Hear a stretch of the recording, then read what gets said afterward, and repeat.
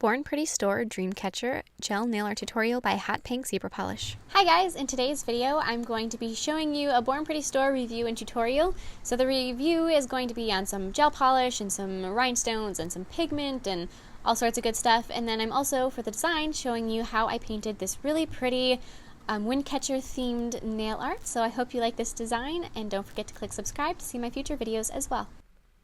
So here's the items that I'm reviewing. So I've got 3 colors of gel polish. The first one is sort of an iridescent blue and purple, clear, shimmery gel color. The next one is going to be, it's actually kind of a rust color that has iridescence that goes from pink to green, and so kind of a rose rust color. And then the last one is their top coat. And then non-gel polish items, I've got this ring palette that fits actually really pretty well. And so I'm pretty excited about that. I've been wanting one of those for a long time, so yay.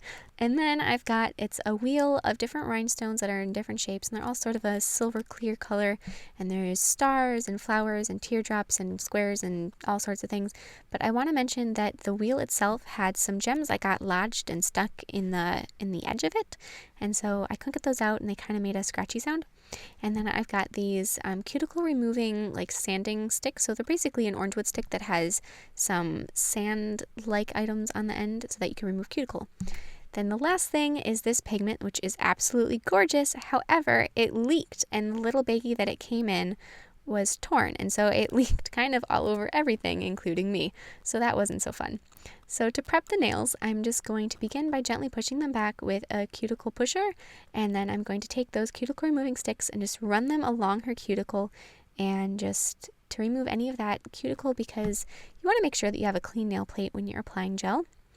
And then I just cleaned them with a nail cleanser and applied base coat and cured them.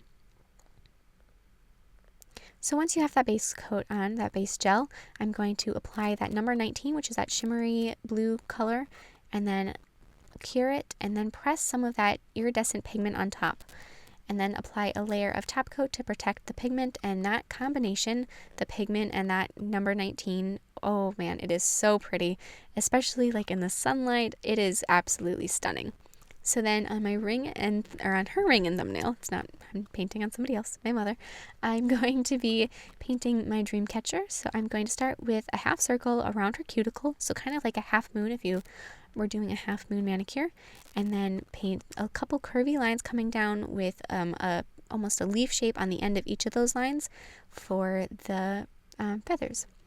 So then to fill in the thread of my dream catcher, I'm going to be creating a petal pattern that I will explain further when I'm showing you the index nail. And then add just a thin line down the center of each feather, and then outline that black original half circle.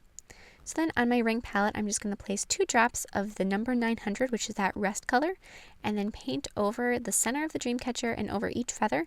This is going to give them sort of their own brand of shimmer later on, which is really pretty. And I'm going to add a star to the center of the dream catcher, and then a circle rhinestone on the top of each feather. So now on the index nail, I'm going to basically do the same pattern as the center of the dream catcher.